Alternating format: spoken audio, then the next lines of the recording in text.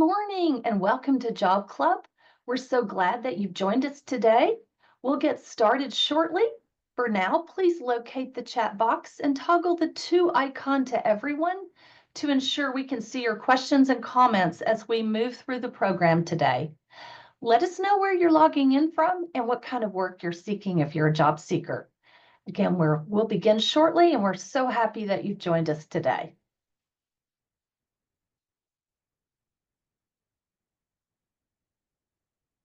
You are in for a treat today with our speaker. Welcome everyone to Job Club. While you're logging in, go ahead and locate the chat box and toggle the to icon to everyone to ensure we can see your questions and comments. And as we move through the program today, please utilize the chat box. For now, let us know where you're logging in from and what kind of work you're seeking if you're a job seeker.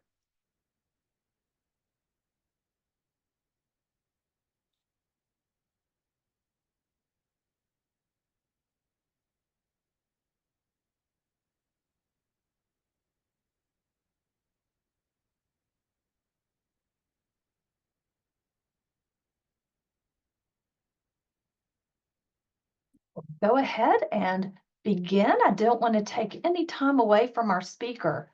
Our agenda today is a welcome. We'll hear some success stories. We'll have our main speaker, then we'll get an update from Steps, our partner on job leads, and we'll tell you what's coming in our future job club. You'll be the first to hear who our next speaker is. The mission of Job Club is to provide a positive environment for job seekers to network and learn best practices for the job search. We meet the second and fourth Tuesday of each month, and you can find the schedule of topics at ukalumni.net/Job Club. Our Job Club facilitation team. I'm Caroline Francis, Director of UK Alumni Career Services. I'm joined by Amy Gamblin, Associate Director of Alumni Career Services, and Nicole Waite, who is an employment specialist with UK Steps Temporary Employment. And behind the scenes, we have Christy Coffin and Mason Mayborg with the UK Alumni Association.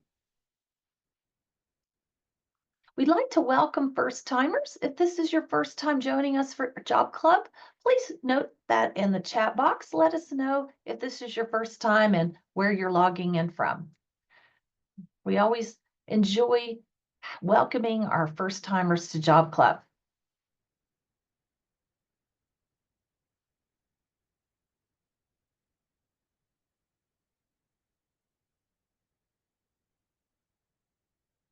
Thanks for joining us. Next, please note that some attendees are conducting a confidential job search, so let's be respectful of privacy for the job seeker of others. If you happen to see a name in the chat box you recognize, again, just please exercise confidentiality. Today's Job Club is hosted in an online format. Zoom webinar, chat moderator is available, and Facebook Live, which is a view-only mode. Our recordings and PowerPoint slides are available at ukalumni.net/Job Club recordings, and we really encourage you to go back and watch some of our past Job Club recordings. We've had a wonderful year of fabulous speakers, and it will be a benefit to anyone who goes back and listens to those. We also encourage you to join our LinkedIn group, Job Club of Kentucky Community Sharing. We post a lot of jobs on this website, on this LinkedIn group. Also, employers from all over are constantly posting job leads. This is a great resource for you to take a look at every day or two and see if there's a job lead. Some of those are a quick turnaround, so I would keep an eye on that LinkedIn group for some wonderful job leads. And just because it's the end of the year, please continue to be strong in your job search. We are hearing lots of clients getting interviews, and this is good news. So definitely continue with your job search efforts and networking efforts. In the chat box, let us know if you've had a success story. Maybe you've had an interview. Perhaps you've updated your resume or your LinkedIn or scheduled some coffee meetings. Let us know what you've been doing that would move you toward your job search goals.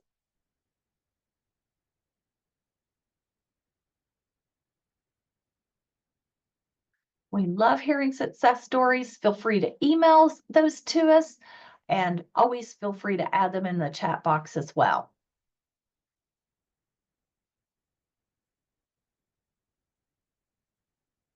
Employers and recruiters are always welcome at Job Club. You can submit a job lead on our Job Club sharing community on LinkedIn or the job lead form at ukalumni.net/new job lead, and we will get those posted for you, employers, or feel free to just drop them in our LinkedIn group. I am thrilled to welcome our guest presenter today. A little over a year ago, I stumbled across a really good book, and A Few Good Habits was one of the best that I had read in a long time.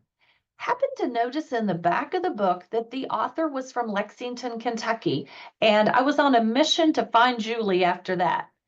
So fortunately, we were able to connect through LinkedIn and had a coffee meeting. And since then, our paths have crossed multiple times. I've gotten to hear her present. And we are so honored to have Julie Lowe as our Job Club guest presenter today. Julie Lowe is a best-selling author and certified high-performance coach. She uses neuroscience-backed practices. She teaches ambitious professionals how to prioritize their mindset, health, and relationships without sacrificing the quality of their work. Julie's expertise has been featured on Good Morning Washington, Huffington Post, and Yahoo Life, just to name a few. And her best-selling book, A Few Good Habits, is a Woman's Day magazine book series pick. It's a great read, and I highly encourage you to get a copy of her book. Welcome, Julie. We're thrilled to have you today. Thank you so much, Caroline, for for the warm welcome. I'm really excited to be with everybody today. I am going to dive right in, and we're going to be talking about a few good habits and how to create habits that really support your life. And so we're just going to dive right in, get down to business. I do want to start things off with a quick poll. I have two questions for you all.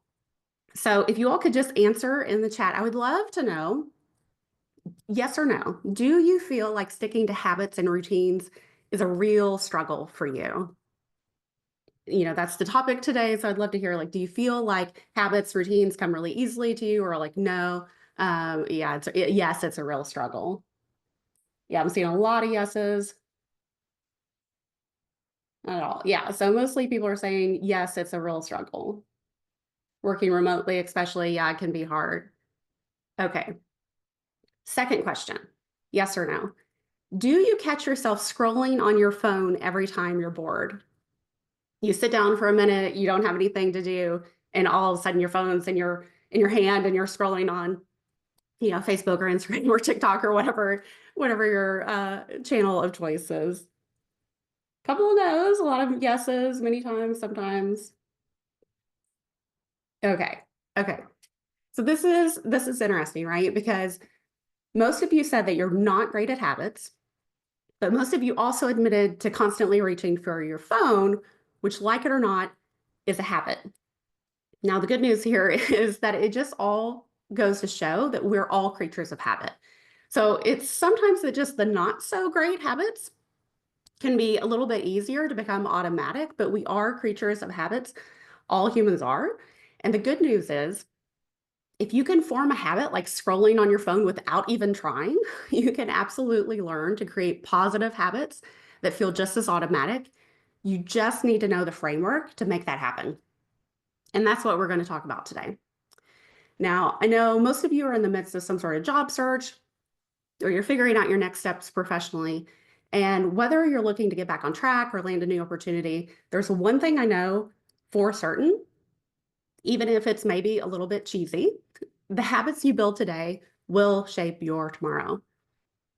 But I also know that when life feels overwhelming, our good habits, the very things that could support us the most, tend to be the first thing that go.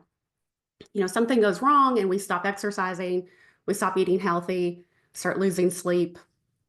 And we tell ourselves, I'll just get back to it later. It's just a busy season or it's just a phase, right? But the problem is that later never comes. So we're like, just tomorrow, tomorrow never comes. And when we lose the structure of good habits, the problem is we risk not only losing the momentum that we had built up, but we can lose our confidence and even our good health. And the harder life gets, the harder it can feel to really claw our way back to feeling good and having those habits and routines. But what if I told you that just a few small habits can help us not only manage life's chaos, but thrive? So think about the last time life kind of threw you a curveball, like maybe your kid got sick or you had a crazy work deadline, or maybe you had a job loss or some sort of family crisis.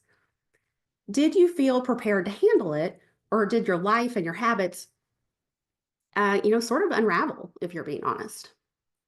And the truth is, we cannot wait for life to be perfect to work on our habits. And if we don't, we're never going to really thrive. Life doesn't pause for us to catch up. We have to find a way to meet it. So today's question is, how do we build habits that support us even when life feels overwhelming? So let me kind of pause slightly because I did really just dive right in. Caroline did introduce me, but I want to kind of more formally say hello.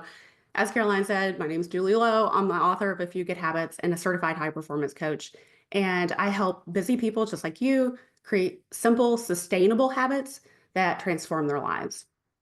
Now, if you struggle with maintaining good habits, trust me, I have been there too. I faced a lot of sleepless nights, overflowing to-do lists, and days when everything honestly just felt like a little too much. And I know what it feels like to feel really overwhelmed and really underprepared for the moment. And that is why I'm so passionate about this topic. And that's why I wrote my book. I've seen what's possible when we stop letting life control us and start taking intentional steps to control what we can. And to me, that's what habits and routines are all about. And I understand how hard it can be to stay consistent when life throws us a curveball. I also know that developing habits that stick does not mean being perfect. Thank goodness, right? Because I know I'm not perfect. I don't know about you. But to me, this is really good news. You don't have to be perfect. You just need to understand the process to create lasting habits so that you can build habits that fit your life, no matter what it looks like today or next month or 6 months from now. So I want to start talking about where most people go wrong. And I think the typical approach to habit building is we set this big goal, and maybe it's to exercise more or to eat healthier or to work on a new skill. And then we just dive right in with all of our energy and enthusiasm.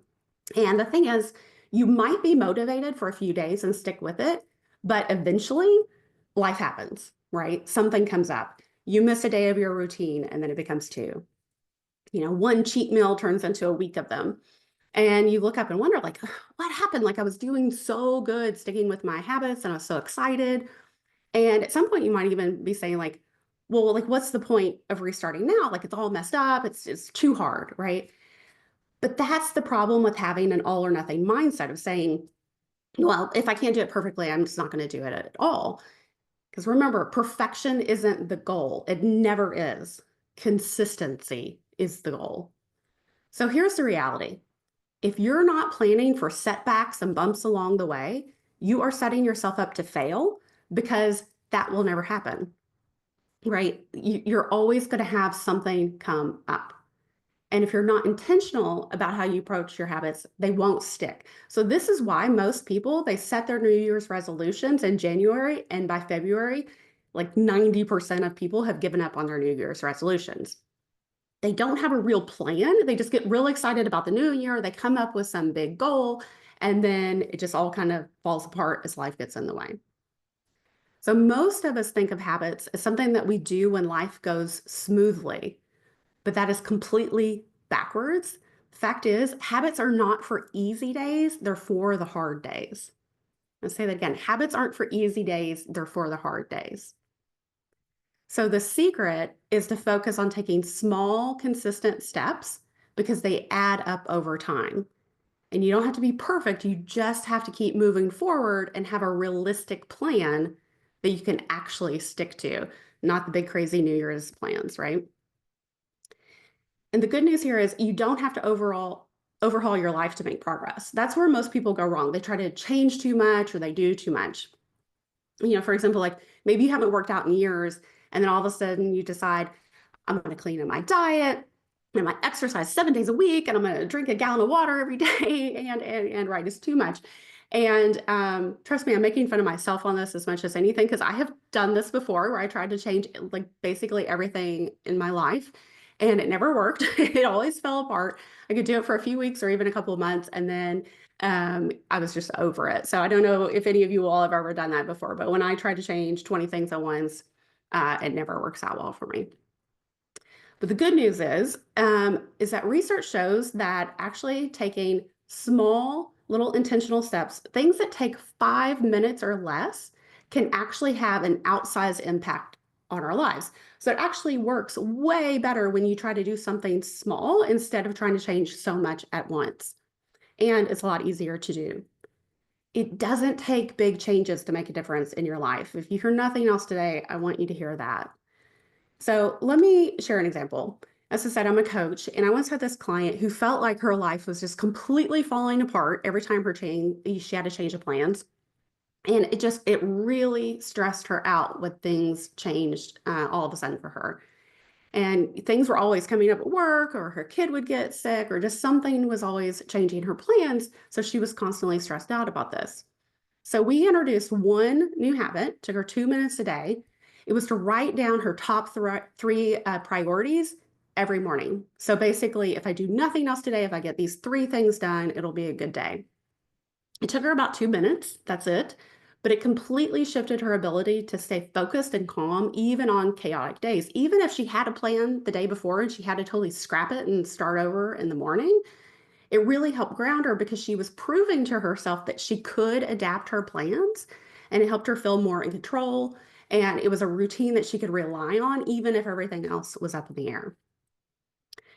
So here's some more good news about habits. The best framework for habits has only 3 steps. I call it the PAR framework.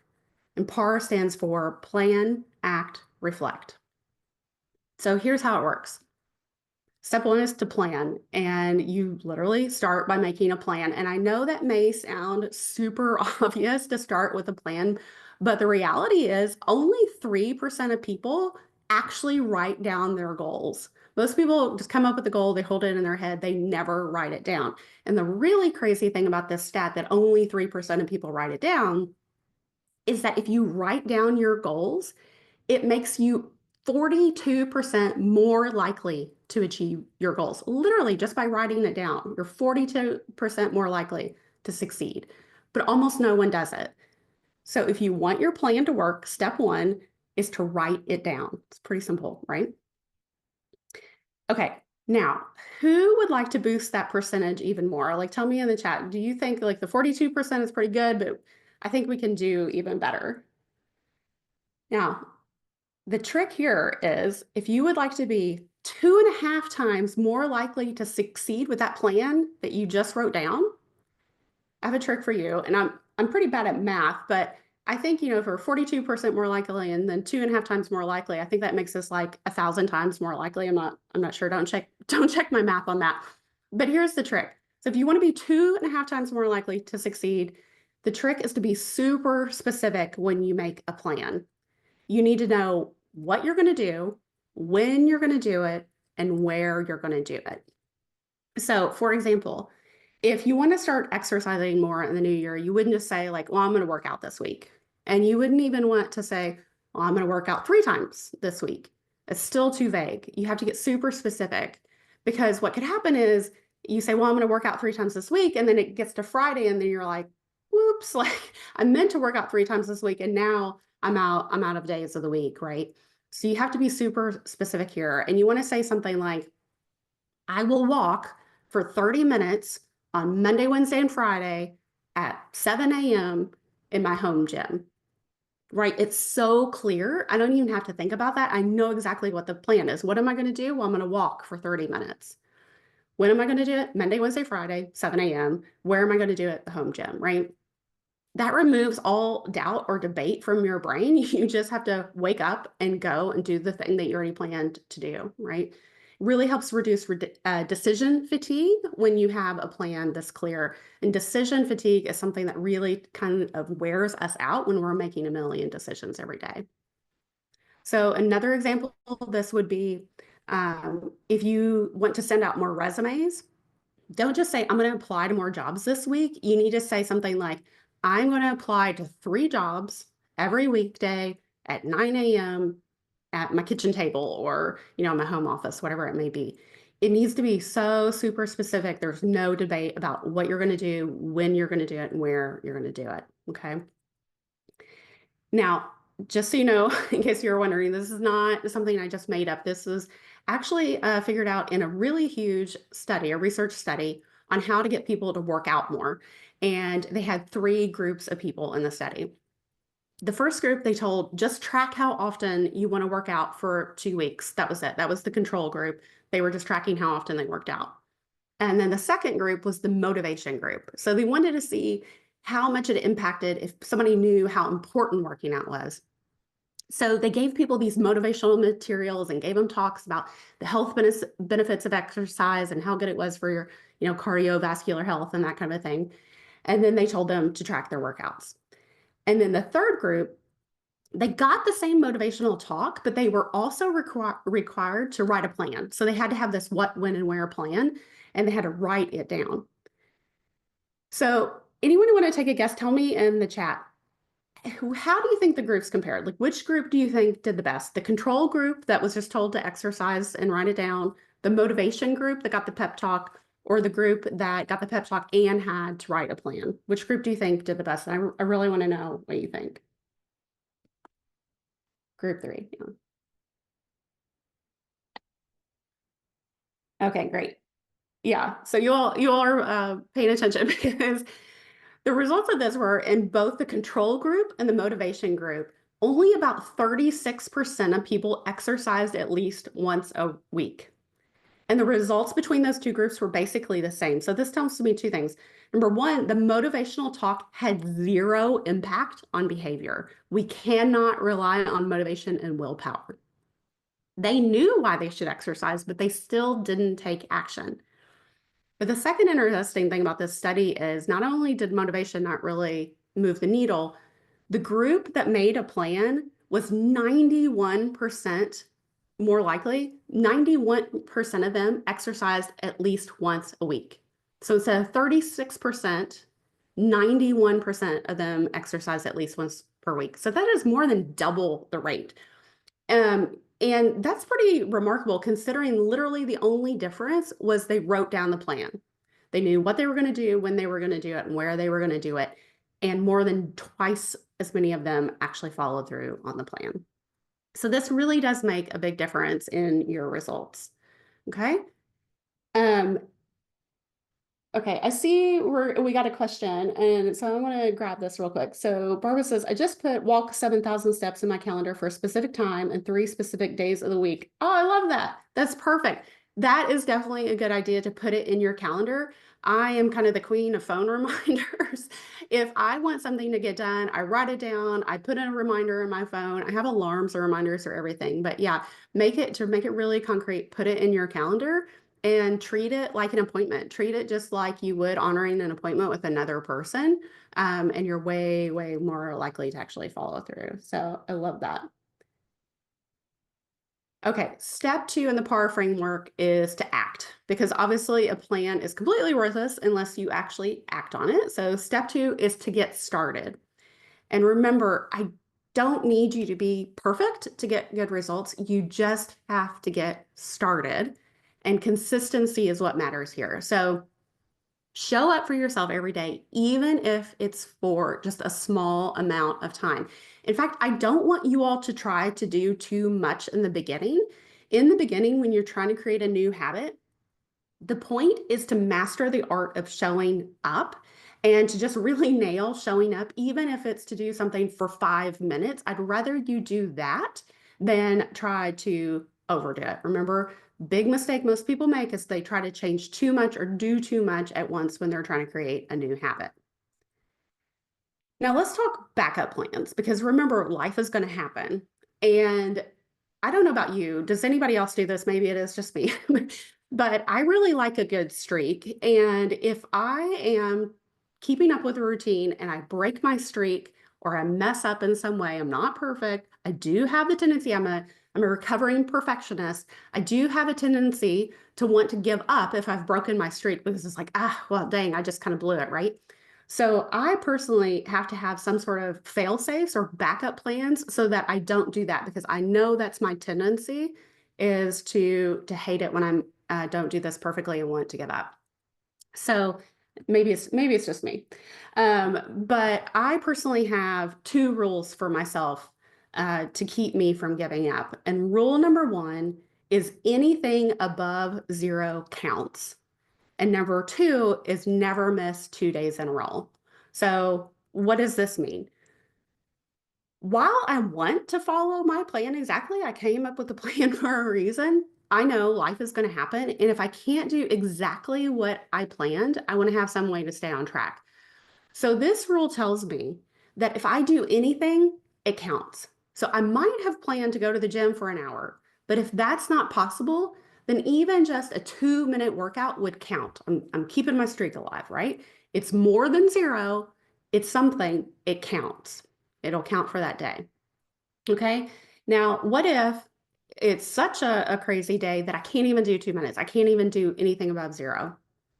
Well, if I can't do that, I give myself a little bit of grace. I know I'm not perfect, but it needs to have a boundary, right? Because I think that one of the hardest things is to get back on track when it's been a long time since you've kind of fallen off the horse, right? So I have this rule for myself that I can skip one day if I really have to, but I can't skip 2 days in a row. The next day, I at least need to do the minimum if I can't get fully back on track, right? Because I don't know, that to me is one of the hardest things. Like if I've been really good about something for a really long time and then I fall off for whatever reason, maybe there's a holiday or a vacation, or I'm sick, or I just take some time off, it can be really, really hard for me to get back to my routine. So that's why I have these rules. They kind of give me some wiggle room, but they also keep me from giving up entirely when I mess up a streak. So you see here, like those rules, they don't keep my plan perfect, but I can still consider that being consistent. Okay. So when I say consistency is important here, you still have to give yourself some grace for life, for life happening. Okay. The last step of the PAR framework is reflect. And I actually think this might be the most important step in the entire framework. So what you want to do is you want to give yourself a little bit of time to try the habit out, maybe a week or so. And then you need to ask yourself, what went well? What could I improve? And what do I want to change? Because sometimes we have to adjust our goals or how we do things. And sometimes we realize we focused on the wrong thing entirely. And that's okay. Remember, we're not perfect. So our first plan might need to be adjusted. So I actually want you to work that into your process. Maybe you thought like, oh, running is going to be my thing. And then you start to run and you realize like, man, I really hate running. Like this is not the thing for me. And that's not a problem, but what are you going to do instead? You have to have that backup plan so you don't just go like, well, I tried and like I hated that, so now I'm just not going to work out at all. So have that plan, have the time to check in and figure out like, okay, what went wrong here? Is it the activity I'm trying to do, or is it the time? Maybe you haven't worked out in years and all of a sudden you're trying to work out, 5 days a week for an hour and it's just too much. So maybe it was the length of time you were trying to commit to and you need to dial it back a little bit to start and then work your way up. But that is what reflection helps you with. It helps you learn how to adjust so that you're always progressing and adapting instead of just giving up completely. Because even if you adapt your plan, it's still better than doing nothing, right? Even if you do a little less or you kind of switch up the activity, if you're doing something, 0 is more than nothing, right? So you really have to make sure that you're doing this at regular intervals. This is not a one and done process. And you want to take notes on what's working and what's not as you go.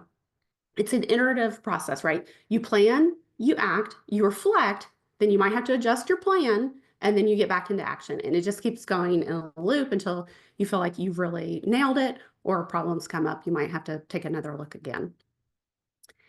Now, here's the thing I really love about this too, is when you do this, you're probably going to spot some patterns about how you work best, like as a human, right? And if you're really taking the time to reflect, you might even start to draw parallels between your personal habits and your work habits.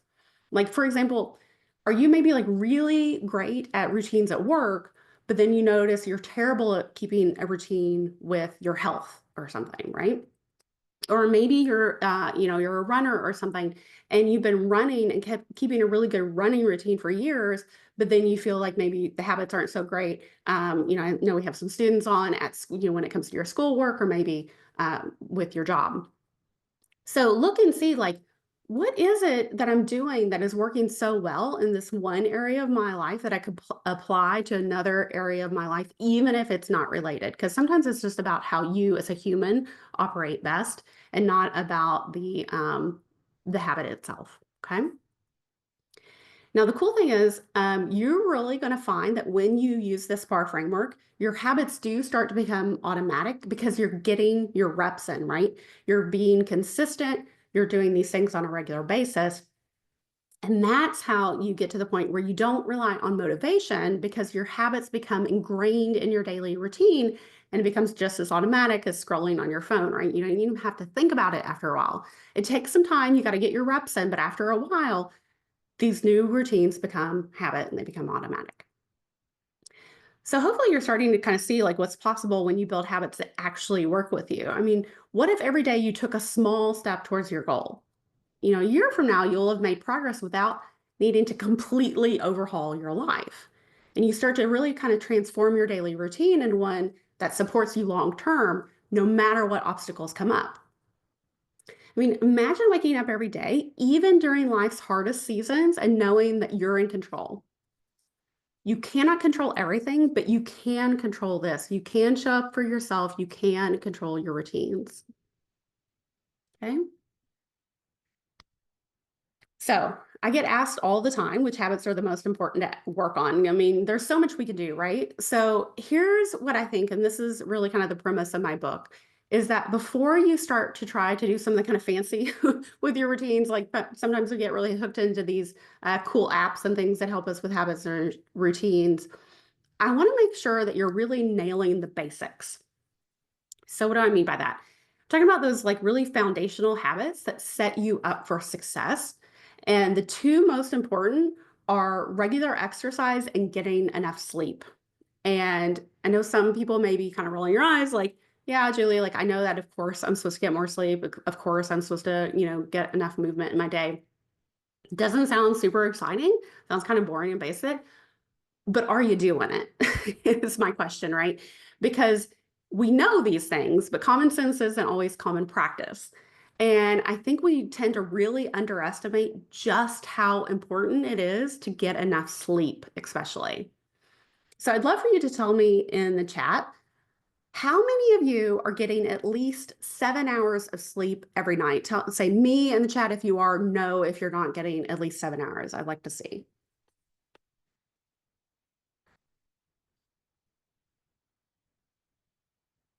Oh, I got several me's. That's awesome. No, a few no's. Me. Okay, so it's a bit of a mixed bag. Mostly. That's probably the most honest answer. Okay, now if you're not, I do want to put a disclaimer here. If you're not getting enough sleep and it's because of health problem, or you have small children, I get how hard it is, because I know that when you have a health problem or a baby in the house, like it's not always possible.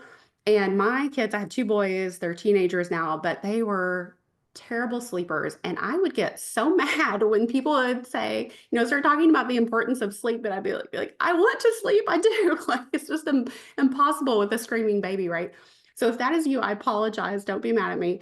But I also know that for a lot of people that aren't getting enough sleep, it's not a health problem. It's not a kid. It's literally just because you're staying up too late watching TV or playing on your phone. So this is for you, and not the other group.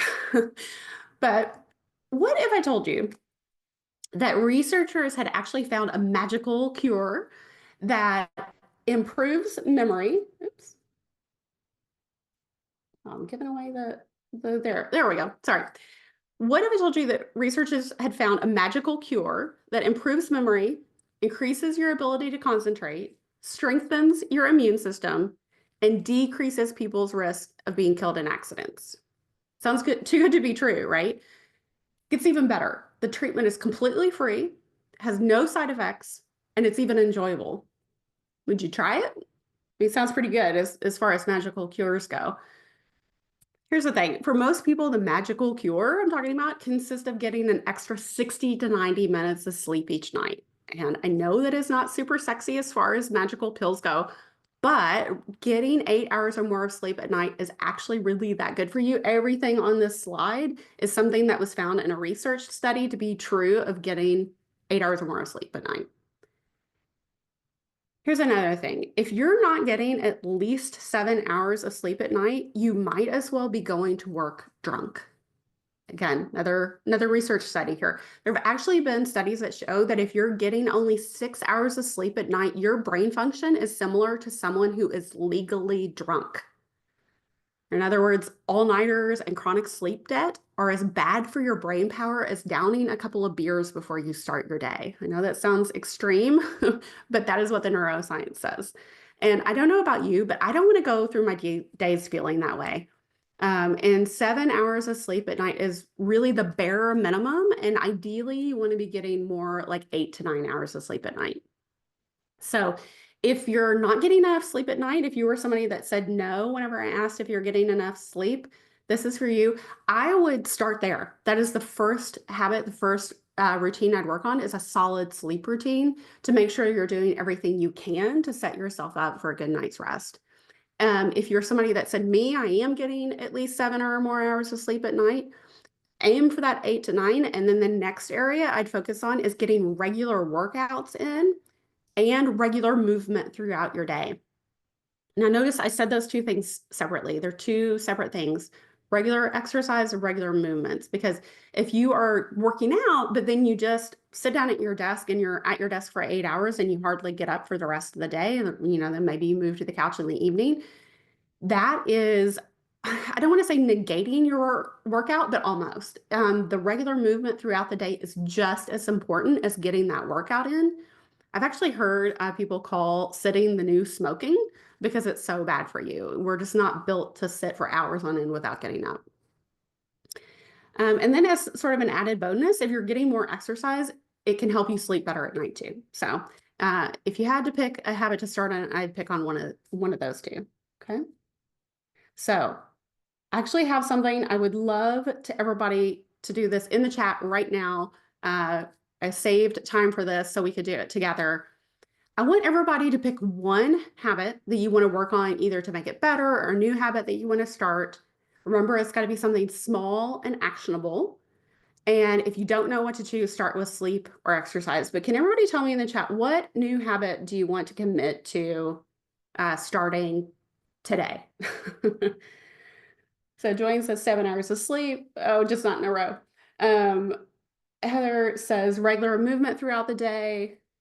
Amy agrees. Exercise. Yeah, a lot of exercise. Movement. Yeah, that's a big one. Sleep, consistently exercise. Awesome. Okay. So we've got the big idea, right? We're gonna work on our sleep routine. We're gonna move more. Afternoon reflection. Love that, John. Walking more. Okay, so now remember we have to make it super specific. So if you've told me what you're going to do and you just said like exercise or movement, now get your what, when, and where plan. So if you're going to exercise, what exactly are you going to do? When are you going to do it? And remember, don't just say 3 times a week or whatever. You need to pick your days, Monday, Wednesday, Friday, or whatever it may be. And when are you going to do it? And then where? Sometimes the where is really important. You want to, like I said, make it so concrete that you know exactly what you're going to do. So you're not married to it, but tell me in the chat, when are you going to do it? Where are you going to do it? And what is exactly are you going to do, right? Make it super specific, because don't forget, this is going to make you 2.5 times more likely to succeed with your plan if you're super specific. And literally just by writing it down is going to help. So write it down in the chat, but also write it down for yourself. And then take a cue from someone that commented earlier, put it in your calendar and set reminders and alarms. If I didn't have reminders and alarms, I would forget to do half the things I want to do during the day. So that is super important. Okay, so plan it out, be specific, and then, of course, start taking action. So even if it's just for a few minutes, don't go overboard and don't wait. Like I know we're in December, but do not wait to start for New Year's. Do not wait to start, on a Monday. Some people think they have to start something new on a Monday. Trust me, Tuesday, Wednesday, they're just as good of a day to start something. So don't wait, start taking action literally today, tomorrow at the latest. Don't put it off. Definitely don't wait for New Year's. There's no reason to wait. And also don't forget to have your backup plan, right? So if you plan to run outside and then you get up and it's snowing, what are you going to do instead of running outside? Do you have a backup for that? And then what is your rule for getting back on track? So you remember I had 2 rules, anything above 0 counts and don't miss 2 days in a row. Are you going to have a rule like that? Okay, let's see, I'm seeing Silver Sneakers card, Monday and Thursday mornings, love that. If you can pick a time, that's great too. They may have a set class, so that would make it really easy. 30 minutes at the gym on Wednesday evenings. Great. I would even pick a time, right? Because sometimes evenings can get tricky, Eva, because we'll say, well, I'm going to do it in the evening. And then, well, is it before or after dinner? Or is it, when exactly is it? Because if it's just the evening, sometimes all of a sudden it's like, oh shoot, now it's 10 o'clock at night and it's too late, right? So be super specific. Evening, before dinner, bike for 15 minutes, then physical therapy exercises. I love that. Renee, just make sure you know what day of the week. Is it every single day of the week or are you doing it specific days of the week? Heather says, I'm going to set a phone chime for 5 minutes during the day to get up and stretch. I have stretch routines. Love that. I do that too. I actually have, I used to set reminders on my phone and then I got this actual physical timer that I can flip on my desk and it goes off in intervals. Because again, I get really zoned in on my work and I forget to get up. There's some really good ones in here. We'll keep looking at these. Okay. The next step, remember, is reflect and adjust regularly. I really do think this is one of the most important things because if we're not evaluating what's working, what didn't, and then making adjustments, we kind of lose momentum after a while naturally. Or if something didn't work, we tend to kind of just go like, whatever, like I tried, and then move on. And I don't want you to do that. So make sure that you schedule in time. Maybe it's every Friday or maybe it's every Sunday. Check in. See what worked, see what didn't, see what you need to adjust. It's okay if you put a plan in here and then you realize like, ooh, actually that time is really bad for me or that activity is really bad for me. Adjust if you need to. But this process really does work. And if you commit to it, you will see results. So start with one habit. And then as that becomes routine, then if you want to expand it. So let's say you said, well, I'm going to start with 5 minutes or I'm going to start with 10 minutes. Don't expand it to 30 minutes or whatever until you've really nailed showing up, right? You need to nail the habit of showing up and doing something before you can expand on that habit or before you can add a new habit, okay? But over time, you're going to see that this approach of plan, act, reflect really kind of can become the foundation of anything that you do. Now, do you know anybody who, when you give them some really good advice, they're like, yeah, but yeah, that's really great. I hear you, but I don't think so. I have an objection or, I have a special circumstance. So I put this in here if there's any yeah, but kind of people in the audience, because sometimes I get objections here and somebody might be thinking like whatever, Julie, 5 minutes of exercise is not enough. Like you've not convinced me. I get that especially with exercise. So here's what I want to share on that. When I was doing research for my book, I actually found multiple studies that said even just 2 minutes of strenuous exercise per day, so about 15 minutes per week, which I know doesn't sound like a lot, can not only have lasting health benefits, but it can actually decrease your risk of death by 18%. That is crazy, right? 2 minutes a day, and you can decrease your risk of death by 18%. Now, I don't know about you, but I think we can all find 2 minutes in our day to do something. And if you can't, you really need to reevaluate your schedule. I actually call these little short workouts exercise snacks. Makes it sound kind of fun. Or like little bite-sized workouts, right? 2 minutes, 5 minutes. So do try to get an exercise snack in every day, even if you can't do a longer workout. But the point here is, like, when I give this advice, just know it's not my opinion. It is all backed by science, and this is something that has been found in multiple studies. So, uh, let me ask you this now.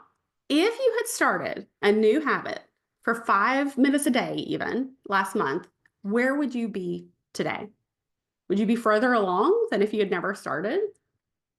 Of course you would, right? Small changes compound over time. So anything above zero adds up. Remind yourself that anytime you think like, it's not enough, what's the point? The other thing is small changes tend to have unexpected ripple effects in our lives. I mean, have you ever started working out regularly and been like, like I just can't even deal with cleaning up my diet right now. But then one thing kind of leads to another, and you notice like, well, I started working out and then I started drinking more water. And then you start to clean up your diet just naturally because one thing leads to another. That's what tends to happen whenever we start one good habit. Remember, starting small is not about doing less. It's about showing up for yourself and lowering resistance to getting started. It needs to be so stupidly small of an act that it's like, well, why wouldn't I do it? It's only 2 minutes, right? It's also about trusting yourself to follow through because now you have proof that you can, right? And honestly, we cannot afford not to try to do these things because the most successful people do not rely on motivation or willpower because they don't work. They rely on habits and routines. So you can do this, just start small, build from there.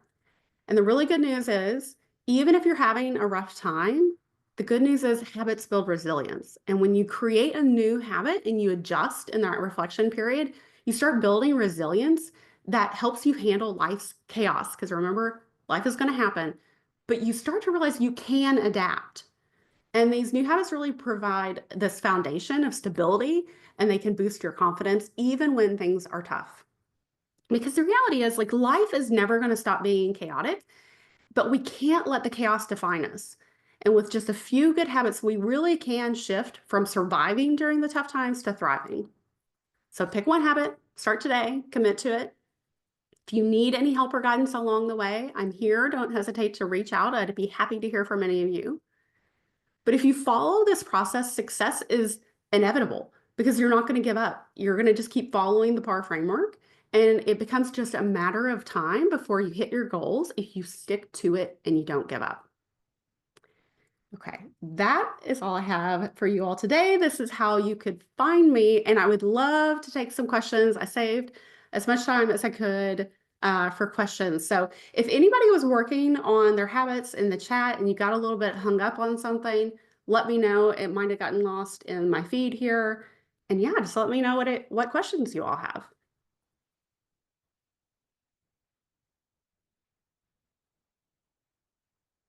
I'm looking at you all's habits. You'll have some good ones in here.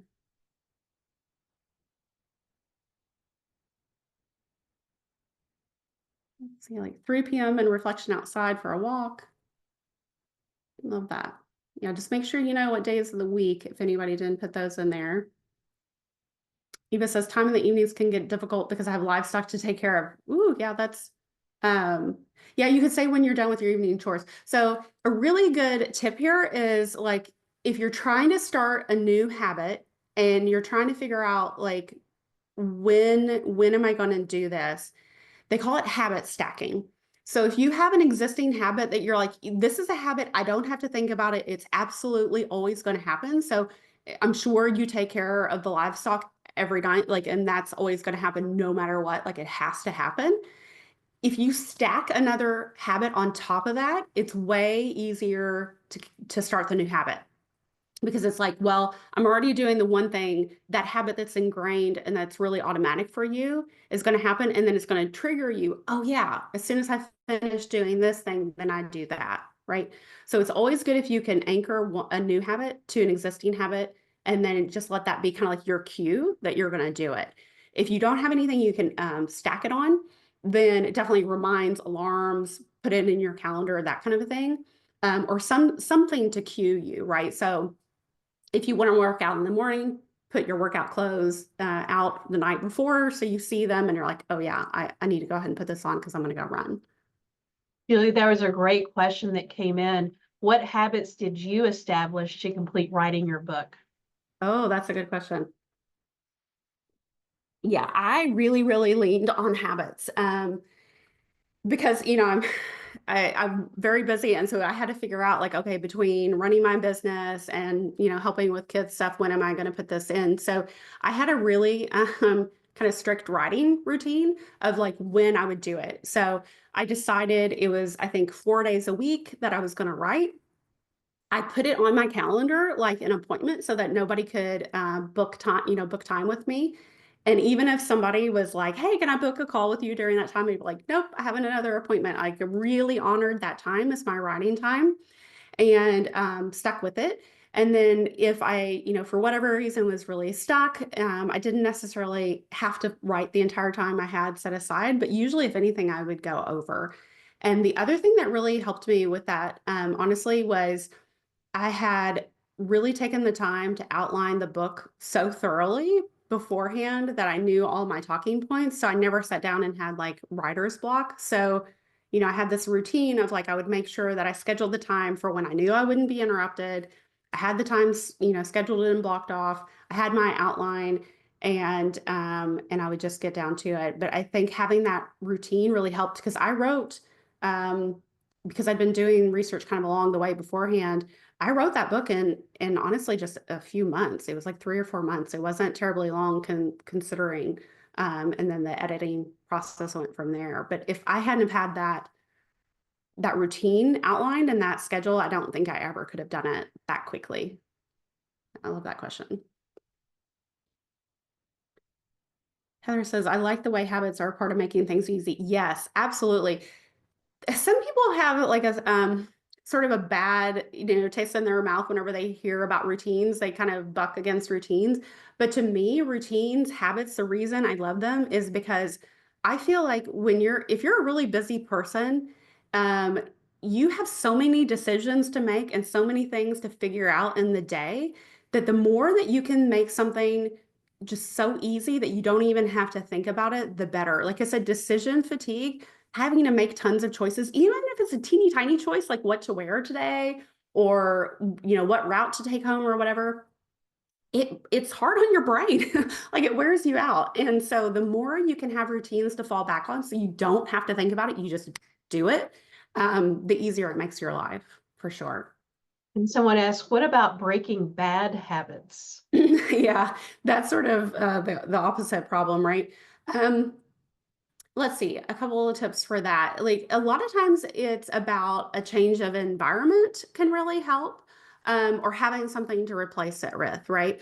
So if you, Kelly, if you have one in particular, throw it in there so I can give you a specific example. But for example, let's say when you sit down at your desk, you always seem to get distracted by, interruptions or, messages popping up or playing on your phone or whatever. Then what you can do is change an environment. So, sitting somewhere else, or even literally just like if you literally have to sit at a particular spot, like if you're in an office, just rearranging your desk in some way. You would be surprised at how automatic our movements are. And like, even if you just like move your monitor or you move how your desk is facing or something like that, or you change what's sitting on your desk, it can really kind of cue your brain that something's different and it can kind of break a pattern. Or if there's something like, you always reach for your phone, like put it in a different spot. So sometimes it's changing the environment and sometimes it's saying like, okay, what is the habit I want to stop doing? And instead of just plain stopping do it, what are you going to do instead? That's why, like, if somebody's trying to give up smoking, a lot of times they chew gum or something, just so they have something else to do that's similar and it's replacing it and sort of a bridge to doing nothing. So I hope that helped. Let me know if you have a specific one you would like me to talk about. Let's see, trying to see if there's any other questions I missed.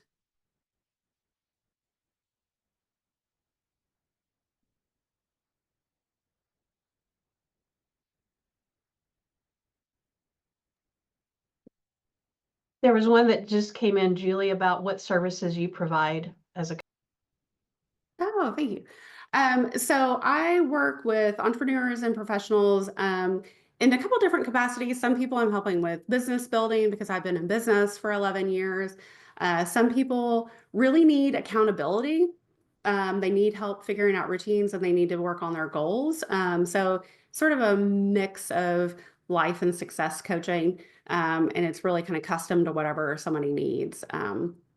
But like Caroline said at the top, I've got a lot of certifications, in coaching. So sometimes I pull from high performance coaching, and sometimes it's actually studied with a neuroscientist for brain-based coaching. So sometimes it's kind of gets into the habits and routines and how can we break those patterns. And sometimes it's more goal oriented.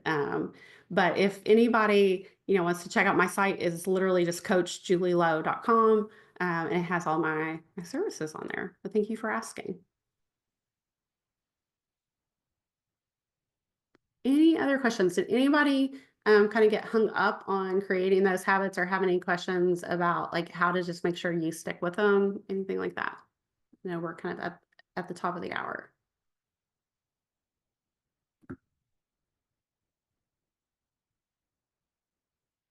The neuroscience. So I met a friend online, made a friend online in a program that I was in, that I was actually coaching in, and she's a UCLA trained neuroscientist. I'm not a neuroscientist, so please don't think I'm saying that I'm a neuroscientist, but she actually has a certification program that's based around neuroscience and kind of why we do what we do and how our brains work and how we can kind of leverage that or better understand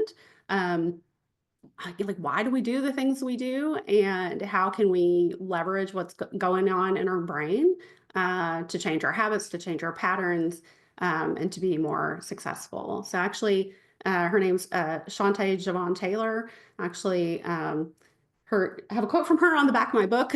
She gave me some input in some of the chapters. So yeah, I'm not a neuroscientist, but really found it helpful in kind of coming up with the practices in my book. Yeah. All right, thank you so much, Julie. This was an awesome presentation. And I know I took a lot of great notes, and we appreciate all of the great tips that you provided for us today. And yeah, again, thank you for being here today. So to close us out, we have a few different areas that we want to talk about. Nicole, I don't know if you were there, but if you want to talk about the updates from UK Steps, that'd be wonderful. Yes, yes. Thank you. Thank you, Amy. And thank you so much, Julie. I'm like, I couldn't take notes fast enough. So this was a really great session. I had a feeling about this one. Really great session. I can't wait to go back and watch it.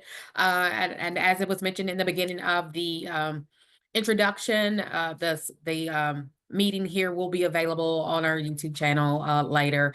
But once again, my name is Nicole Waite. I'm an employment specialist here at the University of Kentucky in Human Resources in our STEPS department, which is temporary employment here at the University of Kentucky. We are a part of the career employment team. We're not a separate entity.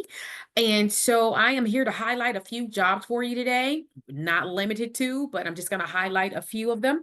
If there is anyone who is interested in compensation or has any experience with compensation, we actually have three, I believe it was three, 2 or 3 there openings in our compensation department in human resources. So those are the positions that I'm going to highlight. They have already been posted or shared on our LinkedIn page, on the Job Club LinkedIn page, I should say.